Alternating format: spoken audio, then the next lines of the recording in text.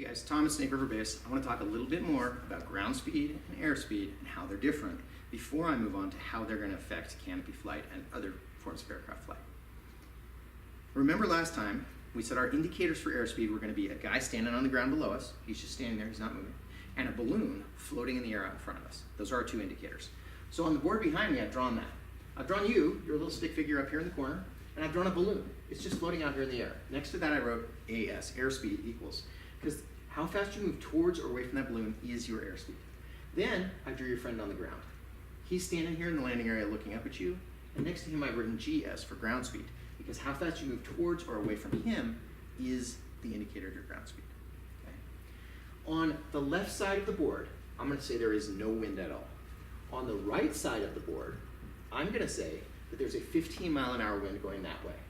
Okay? It doesn't really matter which direction or how much, so I just made those numbers up, but that's a 15-mile-an-hour wind going that way.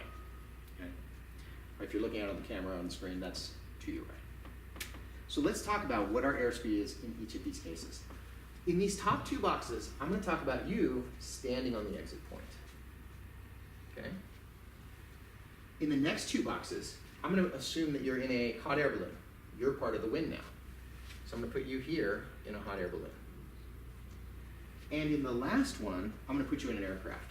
Since we're talking about jumping, I'm going to put you under canopy. That's your aircraft. Okay? And I'm going to draw the canopy flying both upwind and downwind.